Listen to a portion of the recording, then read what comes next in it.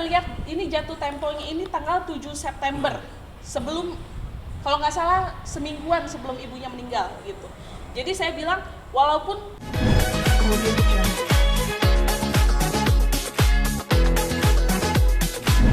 pada hari ini saya datang ke Polres Jakarta Utara untuk klarifikasi dari perkembangan hasil penyelidikan ya atas kasus penipuan yang melibatkan Ressa Herlambang.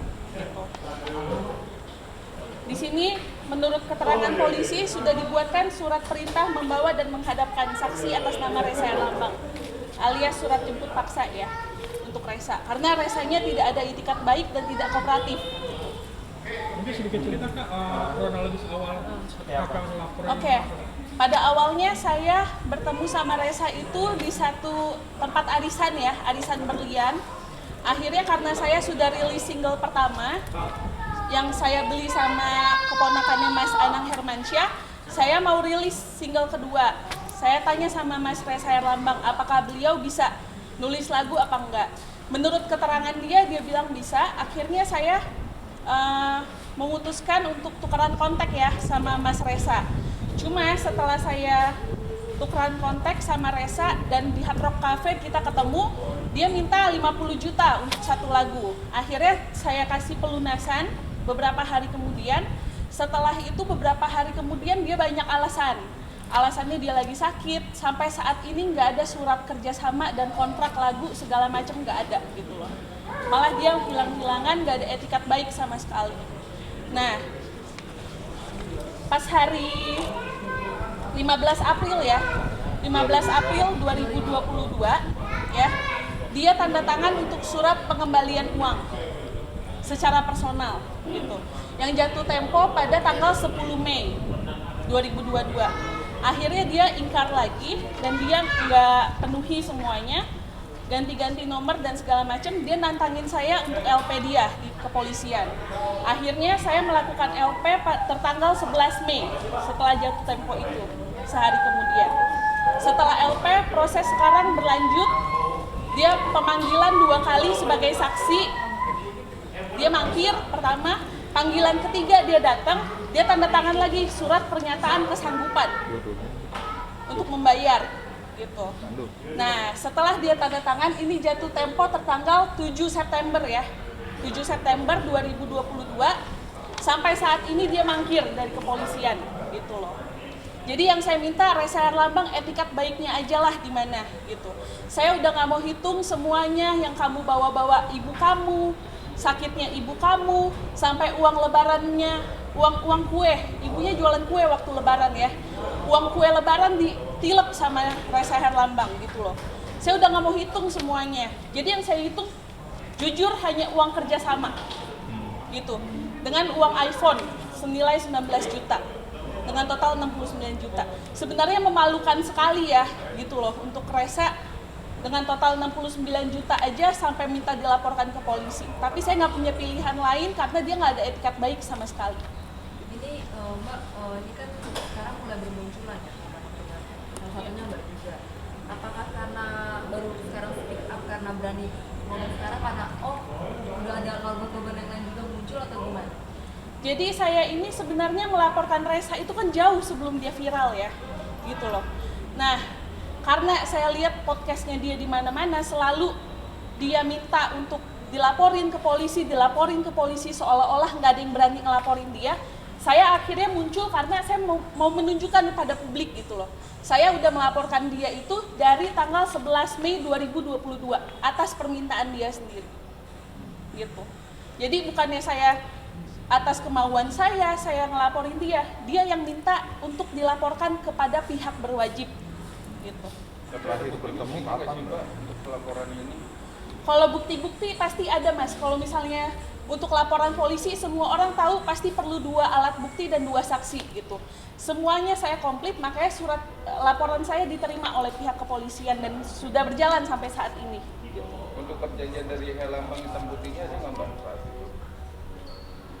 Jadi karena dia setelah saya kirimin uang lagu itu, dia banyak banget one prestasi ya Mas ya.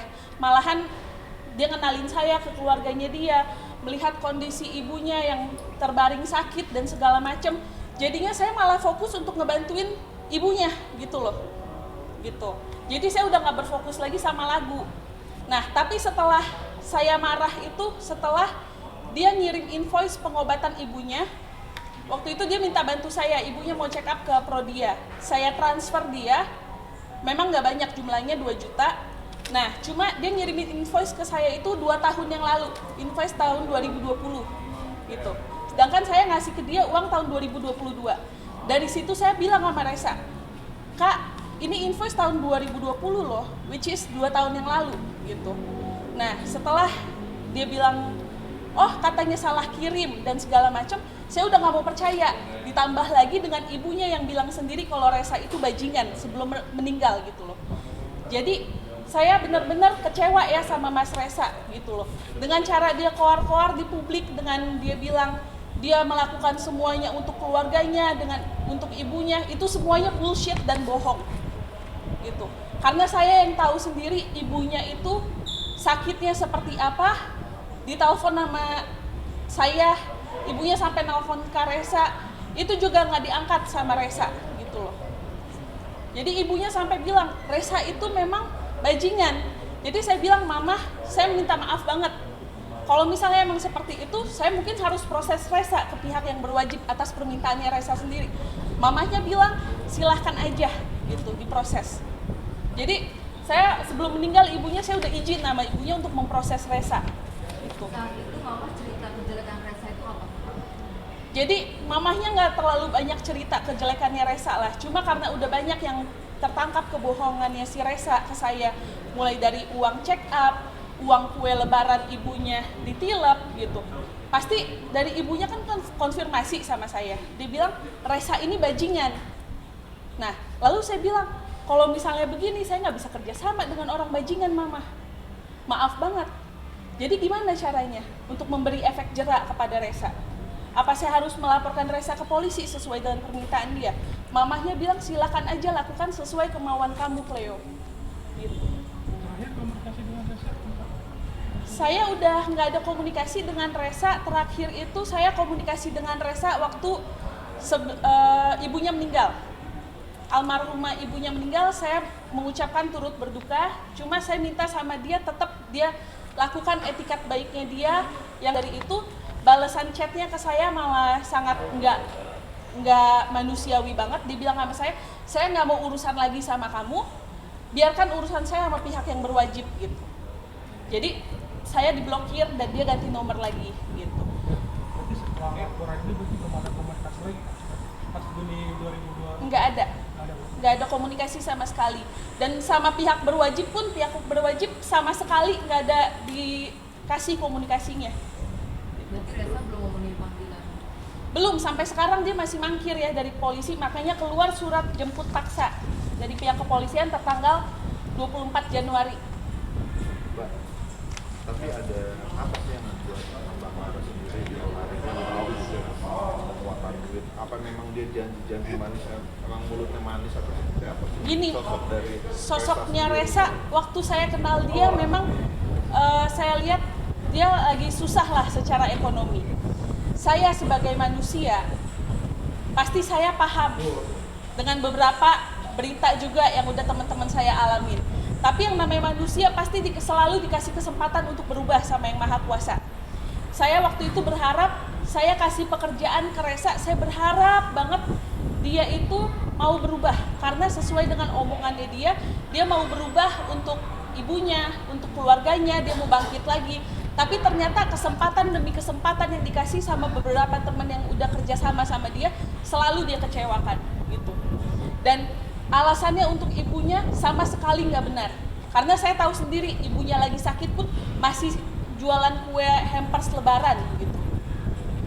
Mbak, ini kan korbannya Kalau Resa sendiri itu memang apa karena hidupnya foya-foya, gaya hidupnya foya? Gaya hidup dia saya kurang tahu ya, cuma beberapa kali dia ada meeting sama orang radio, sama orang mana, dia minta saya yang untuk bayarin gitu. Saya pikir karena waktu itu saya mau ngebantu dia untuk maju lagi, saya udah nggak mau hitung semuanya gitu loh.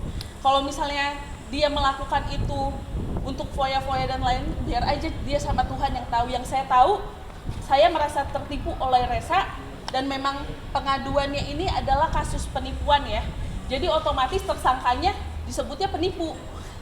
Nggak mungkin kasusnya penipuan terus tersangkanya pembunuhan gitu atau pembunuh.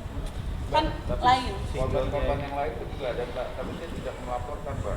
Ya, kan Mbak sendiri bertugas untuk melaporkan itu karena emang udah kecewa banget atau gimana Mbak? Gini, karena korban-korban yang lain setahu saya itu sudah dari 8 sampai 9 tahun yang lalu ya, dan mereka nggak punya bukti yang kuat.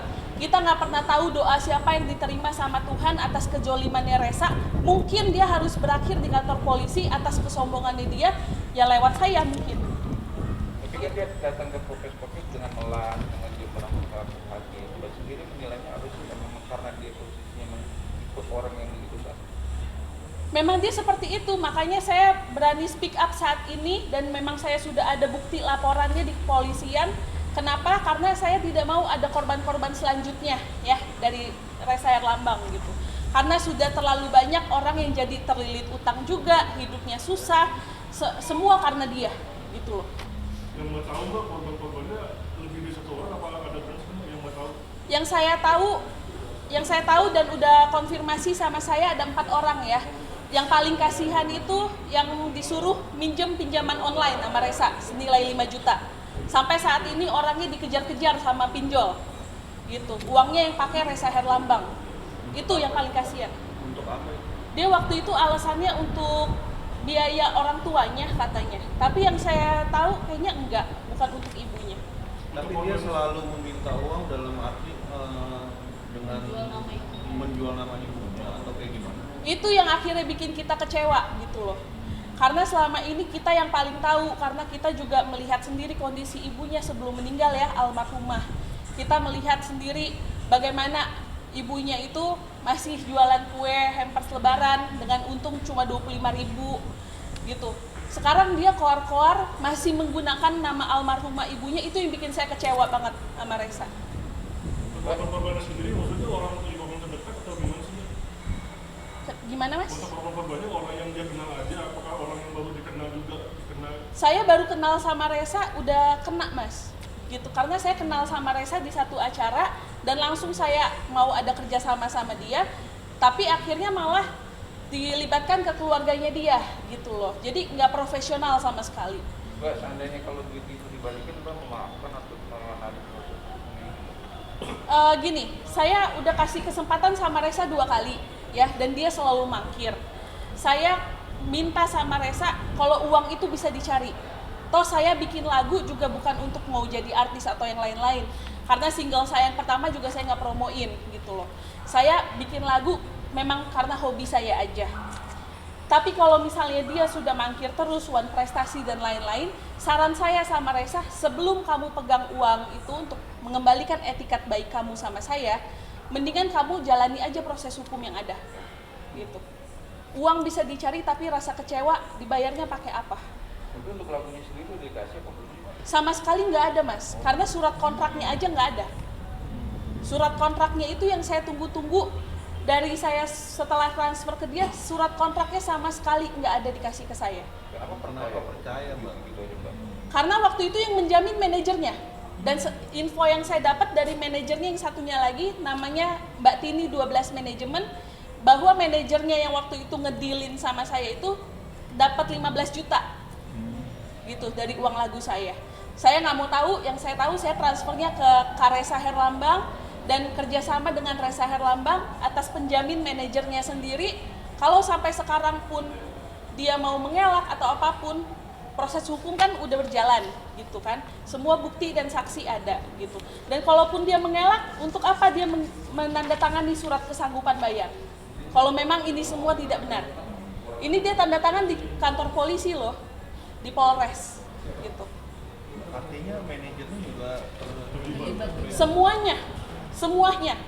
Karena semuanya yang datang ke saya itu komplotan-komplotannya Resa, manajernya deketin saya, ngajakin saya jalan, bilang sama saya kasihan dengan keluarganya, kasihan dengan kondisi ibunya. Ternyata setelah saya cross check ke ibunya langsung, itu semua nggak benar. Berarti komplotan dong Mbak? Komplotan. Siapa aja Mbak mungkin bisa disebutkan nama? Yang waktu Atau itu- inisialnya atau Yang waktu itu berurusan dengan saya kebetulan Resa Herlambang, Eka Lolita, sama Tini 12 manajemen. Berarti yang Mbak laporkan Eka Lolita saya seret sebagai saksi ya, sebagai saksi di sini. Karena yang menerima uang dari saya itu kan Resa. Saya transfer ke rekeningnya Resa langsung gitu. Jadi karena Eka Lolita yang waktu itu ngedealing ke saya, jadi saya seret sebagai saksi Eka Lolita Sari. kalau Mbak Tini Kalau Mbak Tini waktu itu ya bukan yang ngedealin ke saya, jadinya saya nggak menyeret dia. Karena saksi saya cuma 2, yaitu tante saya sendiri sama Mbak Eka. ini kan Reza motifnya selalu bikin lagu ya, bikin lagu lalu menawarkan diri ke korban-korbannya atau gimana sih Mbak? Jadi gini, dia selalu bawa-bawa bahwa dia pencipta lagunya Syahrini, bahwa dia bisa menciptakan lagu yang bagus. Dia bilang nanti masternya di Amerika dan segala macam. Nah, saya pikir sebagai orang yang punya hobi nyanyi, ya udah saya lakuin gitu loh. Berapa emang? 50 juta dia bilang. Oke, deal. Saya transfer hari itu juga. Karena hari itu sebelum saya transfer itu, dia minta-minta sama saya, tolong ditransferin dulu dong, aku lagi sakit, mau ke rumah sakit, mau berobat dan segala macam. Aku bilang, oke, saya transferin, nanti berapa hari kita ketemu ya. Nah, setelah saya transfer, beberapa hari kemudian tetap aja alasan saya sakit, begini-begitu. Sampai akhirnya saya datang ke rumahnya dia, kan di rumahnya ada studio kecil ya. Nah, katanya saya suruh latihan tek vokal di sana. Malah bertemu dengan ibunya. Saya lihat kondisi ibunya malah jadi kasihan dan terus-menerus akhirnya. Sampai 6 bulan gak ada kejelasan. Modusnya itu ke korbannya itu sama. Iya, betul. Semua modus dan korbannya selalu sama, yaitu berurusan dengan penciptaan lagu dan lain-lain. Mbak, untuk korban yang 2 orang itu, si R sama si A itu kenal nggak sih Mbak? Siapa, Mas? Si Astrid sama si Kiang itu kenal nggak? Oh, saya kenal Kiki Kanu itu waktu itu kontak saya dari Instagram jauh sebelum kasus ini viral ya. Jadi dia nanya sama saya, klarifikasi lah. Dia bilang, kamu korbannya Resa juga ya? Saya bilang, oh iya, kenapa memang? Oh iya, saya juga udah 8-9 tahun yang lalu. Akhirnya kita ada kontak lah bicara. Kalau Mbak Astrid saya baru kenal belakangan ini setelah viral dari TikTok. Gitu. Pak, ini kan ada surat tuntutan paksaan. Iya. Ini berarti Reza udah 2 kali atau 3 kali gak datang? 2 kali mangkir. Hah? Akhirnya dilakukan surat perintah membawa dan menghadapkan saksi atas nama Resa Herlambang. Kita dulu. Jadi kalau misalnya Resa Herlambang bilang kalau misalnya dia sendiri nggak benar apa segala macam, kenapa dia tanda tangan surat kesanggupan bayar? Iya. ini ancaman hukumannya berapa Mbak? Update-nya dari pihak penyidik katanya besok Resa Herlambang akan hadir ke Polres Jakarta Utara untuk penyelesaian kasusnya dia sama saya. Itu dia pasti datang atau apa dari nunggu kepolisian dulu untuk Menurut keterangan dari penyidik ya, dia mau menyerahkan diri besok. Bapak sendiri akan ikut juga nggak sih? Maksudnya akan dipertemukan juga sih? Mungkin setelah dia datang nanti penyidik akan konfirmasi sama saya atau gimana, saya nunggu aja dari penyidik lagi nanti. Besok jamnya Jamnya saya nggak diberitahu ya sama penyidik ya. mau bilang gitu. Oh. tapi kalau mama dia datang besok dari kakak sendiri ada nggak langsung ketemu langsung maksudnya? Kalau misalnya Kira-kira besok selesai. memang dia sudah hadir di sini dan ada keterangan lagi berita dari penyidik, insya Allah saya akan datang. Mbak, berita KPP-nya di atas itu apa sih Mbak? Jadi tadi hanya perkembangan penyelidikannya udah masuk ke tahap sidik ya, gitu. Jadi kalau misalnya dia mangkir lagi atau tidak memenuhi semuanya lagi akan naik jadi tersangka. Tapi dari penyidik itu udah mengajukan surat pemanggilan nih Mbak. Karena surat pemanggilan yang kedua kali, yang pertama itu sebagai saksi dia udah mangkir, gitu. Lalu panggilan ketiga dia datang menjanjikan kesanggupan bayar, mangkir lagi 2 kali dan akhirnya keluar surat jemput paksa tadi ya, jemput paksa sebagai saksi. Cuma kalau misalnya dia mangkir lagi kayaknya akan naik jadi tersangka. Mbak sendiri kok tidak didampingi pengacara alasannya apa? Karena saya ngerasa cuma uang kecil ya, sebenarnya 69 juta, nggak perlu pakai pengacara dan semua saksi dan bukti saya lengkap. Berarti besok panggilan dia cuma pemeriksaan aja apa langsung, kan ini berapa kali makin apa langsung di Tadi dari atas saya dikasih taunya bahwa udah masuk ke tahap sidik. Seandainya besok datang dipanggil dan enggak sendiri tidak ditemui, ya kan? Enggak akan ada mediasi perdana atau dibalik enggak sendiri akan gimana? Kalau dari saya sendiri, saya kalau misalnya Resa untuk menjanji-janjikan lagi mau pengembalian uang dan segala macam, saya udah nggak terima ya. Kecuali kalau misalnya memang dia hadir, dia bawa itu tanggung jawabnya dia, maka saya mungkin masih akan mencabut laporan. Kalau misalnya tidak, bikin surat lagi, janji-janji mau bayar lagi, saya udah enggak. Tapi kan nanti yang memang untuk mengatur untuk biayanya itu pembelian itu yang akan terima nggak? Kalau misalnya dia memang besok datang dan membawa kesanggupan dia, mungkin saya akan cabut laporan, Mas. Tapi kalau misalnya selagi dia janji-janji begini-begitu, saya nggak akan terima lagi janji-janjinya dia. Oh, berarti Pembayaran kalau itu nggak misalnya langsung cash, iya, Mbak? berarti kalau misalnya besok Resa bawa uangnya cuma beberapa, Enggak. tetap bakalan laporan. Iya, saya akan lanjut. Berarti harus benar-benar semua Full. lunas ya, full ya. Karena udah setahun lebih gitu, dan nggak ada etikat baik sama sekali. Dia selama ini banyak mengecewakan orang, nggak ada etikat baik juga termasuk sama saya, komunikasi aja nggak ada, semua nomor diblokir, dia ganti-ganti nomor juga, termasuk sama pihak kepolisian dia melakukan itu ya. Jadi bagi saya dia udah orang yang tidak bisa dipercaya. Tapi kan ada yang bilang bahwa di IG-nya masih aktif, Mbak. Bisa tuh. Saya diblokir. Jadi kalau misalnya di IG itu kalian ngeblokir satu akun, itu bisa akun yang dipakai sama orang ini dan akun yang akan dia buat lagi otomatis keblokir. Kan bisa bikin akun lain, Mbak. Saya bikin akun lain, kalau misalnya tetap handphonenya dari handphone saya tetap keblokir. Kalau di Instagram seperti itu. Tapi udah pernah coba pakai handphone yang lain nggak sih? Karena saya udah pernah juga komunikasi ke Resa Herlambang melalui tante saya ya. Sama sekali juga nggak ada etikat baik, malahan menantang gitu loh untuk di LP-in apa segala macam.